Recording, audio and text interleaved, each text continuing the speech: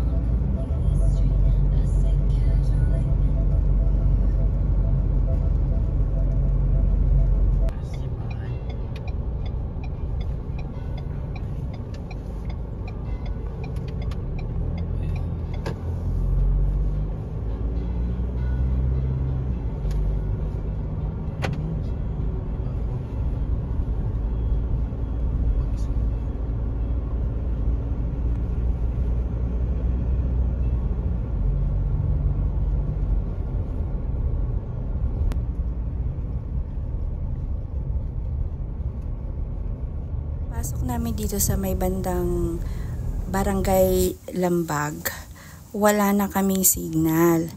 Kasi ang instruction sa amin, pag malapit na kami dapat mag-message na sa kanila para masundo. Ang problem is walang signal doon sa Barangay Lambag at Anibong. Kaya ang ending, naligaw-ligaw kami.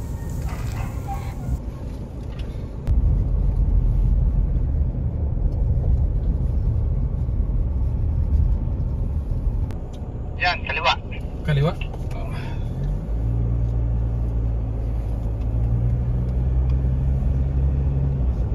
Ada tama din yun sa...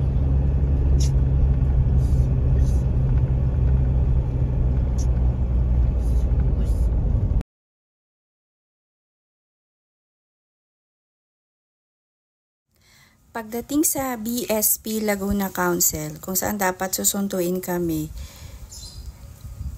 ng caretaker, ay wala po siya dahil hindi na ata pumasok ang message namin. So, gumawa na lang kami ng paraan para hanapin kung saan po yung daan papunta sa Del Rio, Magdalena. Kung mapapansin nyo, may mga nagtitinda. Diyan din kami nagtanong kung saan ang daan. Kasi nung araw na yon, meron ding event ang The Boy Scout Philippines. Meron silang mga tent din na tinayo dyan sa loob, which is hindi ko na na-videohan.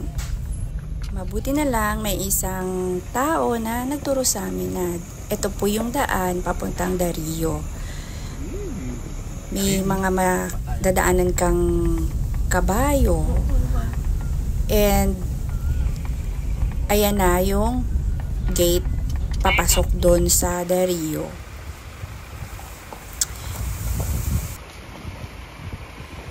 Ang napili naming campsite is yung Camp 1. Kasi dito sa Del Rio at Magdalena, meron silang Camp 1, Camp 2, Camp 3. Diyan yung, bago tumawid, yan yung Camp 3. Etong daan paakyat, yung aakyatin ng sasakyan, yan yung Camp 2.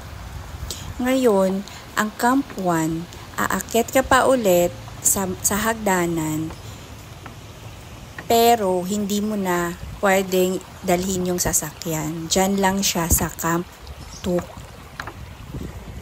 Camp 2 lang dapat ang sasakyan. Kaya kung mapapansin nyo, nandyan yung mga sasakyan. Ito ang Camp 1. Ito ang pinili namin. Maganda sa Camp 1 kasi nasa taas. Sa pinakataas ka. Kaya lang, ang problem lang talaga is magbibit-bit ka ng gamit from Camp 2. Ngayon, kung sa Camp 1 ka nagstay, naglagay ng tent, ang mangyayari, yung kotse nyo, yung car nyo, is tatanggalin nyo doon sa Camp 2, ililipat nyo sa Camp 3, ibabalik nyo siya sa Camp 3, para doon siya i-park. So, inumpisahan agad namin mag-set up ng tent. Kasi nga, napapansin na namin na umaambon. So, para bago pa umulan, ang sabi namin, mas maganda, mas maigi na nakaset up na tayo para yung gamit nakasafe na rin.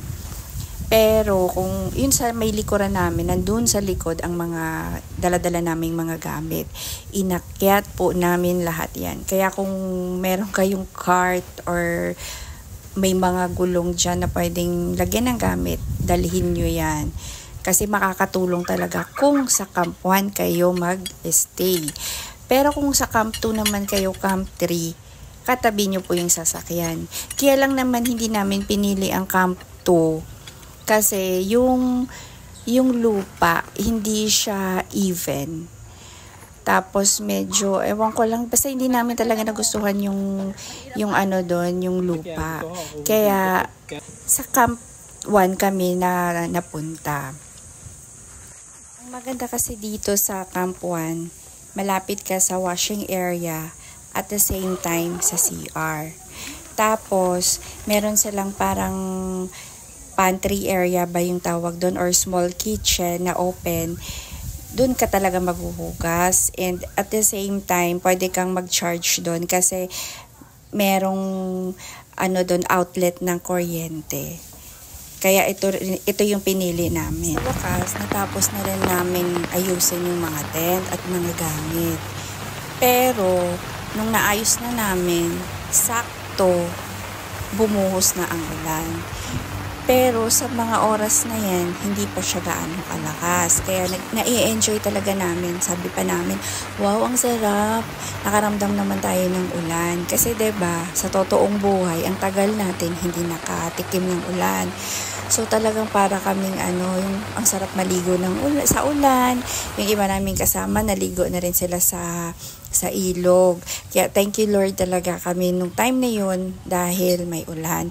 At the same time, presko at saka hindi mainit yung pakiramdam. Kaya para sa amin, blessings din na naulanan din kami at kahit papano yung mga tent namin nalinis. Kung napapansin nyo, nasa taas talaga kami nakapwesto. Pag diniretso yan, sa harap ng tent, river na po yan. Kaya nga yung may kasama po kasi akong 11 years old na bata. So, binabantayan ko talaga siya kasi baka mamaya, alam mo yun, biglang maglaro dyan. Sobrang taas po niyan hanggang baba. Tapos yung water that time is sobrang babaw, parang hanggang tuhod lang ata. Ngayon, yan yung first night namin. That is Saturday, May 25. Simula nung hapon talaga, hindi na tumigil yung ulan. So, nandun pa rin kami sa part na okay lang kasi nga, para hindi kami mainitan, ganyan. So, tsaka namimiss na talaga namin ang ulan. Nagbibiroan pa nga kami that time na patibayan na lang ng tent dito, ganyan. Tsaka, alam mo yun, tulo dito, tulo doon. Pero ang maganda lang talaga sa nabili naming tent, walang tulo sa loob. Hindi pinasok ng water. Yun lang talaga. Sobrang basa ng lupa. Ayan. Grabe. Buti may ilaw dito. Sobrang dilim. Ang lakas ng tubig eh. Ayan, ilog. Yan, ilog. Ilog. Ilog.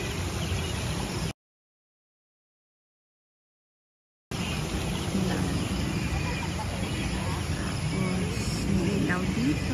Ayan. Yan yung situation namin ngayon dito sa Rio Magdalena. Yan yung river. Kita niyo ba yung river?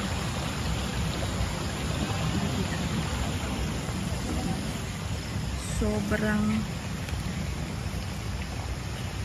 dilim. Kailangan yung ilaw pa talaga.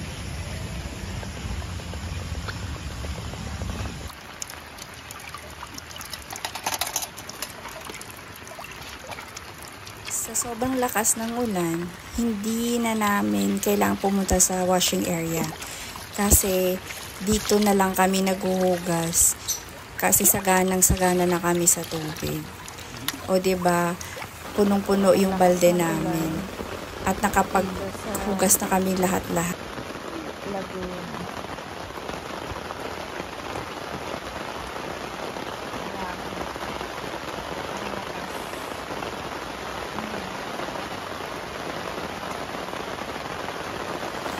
Aaminin ko na hindi ako halos nakatulog ng gabi yon kasi iba na yung lakas ng ulan. Pero hindi pa siya mahangin. Malakas lang talaga ang ulan. Kaya lang, hindi naman kami halos kinabahan kasi kampante kami dun sa tent na gamit namin. May 26, Sunday. Madilim pa lang, gumising na kami. Kasi sobrang lakas na ng ulan at hindi na talaga siya tumitigil. Plus may hangin na siya. Kaya nagdesisyon na kami na mag-pack up na, uuwi, aalis na kami. Kaya ang iba naming gamit na andun na po sa sasakyan. From Camp 1, ibababa namin yung gamit sa Camp 2. Tapos itatawid namin dun sa may kawayan na tulay para madala sa sasakyan.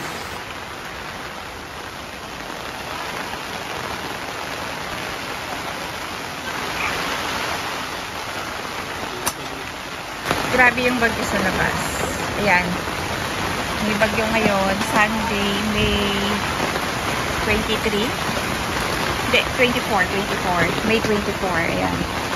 Tapos, we're using Nature Hike Village 6. Basa lang yan siya kasi kanina, pero sa paa ko lang yan. Pero kung titignan mo, hindi pumapasok talaga yung water dito sa yan, walang pumapasok. Walang water. No water.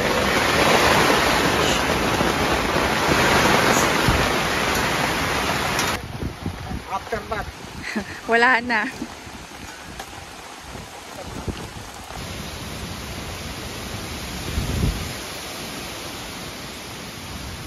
Nakapagligpit na kami lahat, ready to go. Ang problema naman namin that time, hindi kami makaalis. Bakit? Kasi po, yung tulay na gawa sa kawayan, wala na po yun. Tinangay na po siya ng baha. Tumaas po yung tubig. Tapos, dyan po sa puno na yan, dyan po nakapark ang sasakyan namin.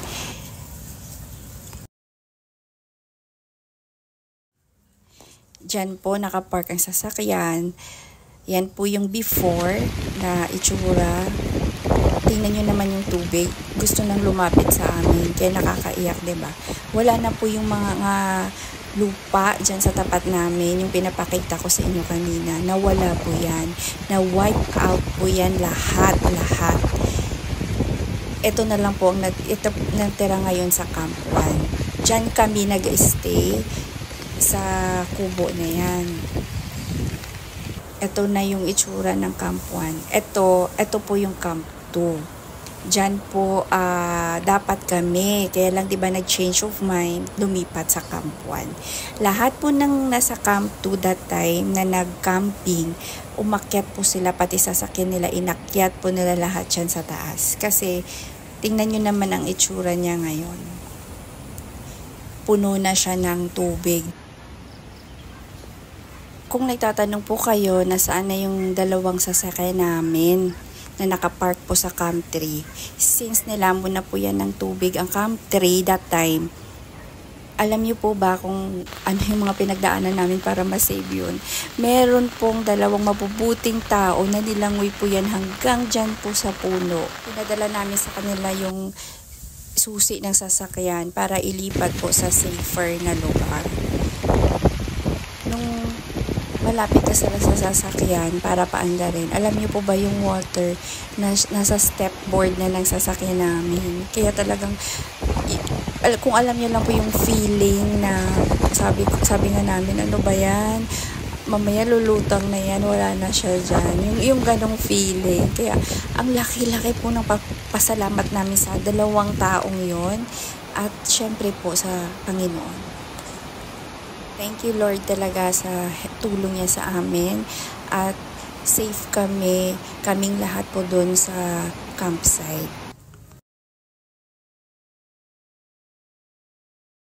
May 27, Monday, nag-check po muna kami sa drone kung nasaan nakapark yung sasakyan namin at kung kamusta po sila doon. So far, nung na-check naman, okay sila. Kaya nag-decide na rin yung asawa ko tsaka yung friend namin na tumawid dyan sa ilog, languyin para puntahan yung mga sasakyan. Risky pero ginawa nila. Pero wag niyo po silang gayahin kasi kahit papano marunong naman kasi sila lumangoy, kaya naging successful naman yung ginawa nila. Ang nangyari, nilapit nila ng konti, dinala nila ng konti dyan sa Camp 3 yung sasakyan. Hindi mo siya pwedeng ilapit ng todo dyan sa Camp 3 or dyan sa lupa na yan, sa kabilang side. Kasi malambot na ang lupa. Nung nilakad namin dyan, need talaga magtanggal ng slippers dahil babao ng paa sa putik. Ganyan siya dati. Ganyan yung ilog na tinawid namin. Yung bridge nandyan. Yan yung kawayan na bridge. Ganyan na siya ngayon. Nawala na yon. Na wiped out na talaga siya. Wala nang may natira. Kaya ang ang problema, kahit gusto mo umuwi, hindi ka makatawid, diba? Kahit sasakyan mo, hindi makatawid dyan. Kasi ang lakas din ng current. May mga tao pong tumulong sa amin, kaya kami nakatawid. Nag-usap-usap ulit kami. Ngayon, since nailapit ng husband ko yung sasakyan, yung mga sasakyan namin, nailapit siya. At may mga tumulong sa amin na mga tao at yung mga taga-barangay din para makatawid kami dyan. Nag-decide na rin kami na umuwi. Kasi iniisip namin, what if kung biglang umulan ulit, tumaas ulit yung tubig, edi mas lalo pa kaming matatagalan. Kaya nag-set up din sila dyan, naglagay sila ng lubid, makapal na lubid sa ilog, para dyan kami kakapit habang tumatawid. Do meron naman silang, ayan, malaking salbabida ba tawag dyan. Yan, ganyan. May net yan siya sa gitna. Ang pinasakay na lang namin dyan, yung 11 years old ko na anak. Kasi po, may special needs po siya. Kaya, feeling ko hindi niya kakayanin yung tumawid dyan. Kasi malakas nga po yung current.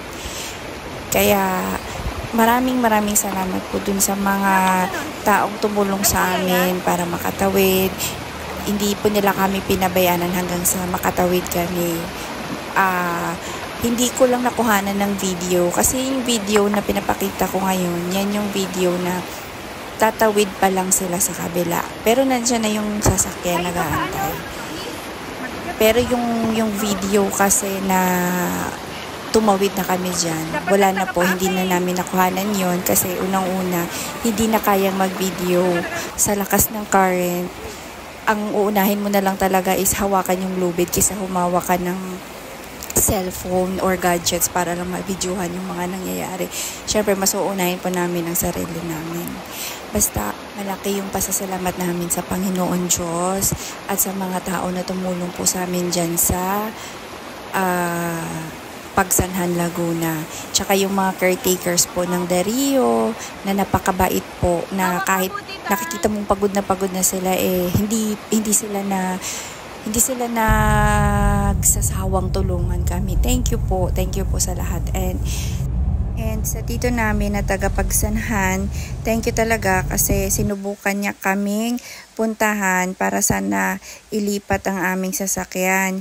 Kaya lang na-stranded din siya. At sa lahat po ng mga prayers nyo, yung mga kamag-anak namin na nagdasal, thank you.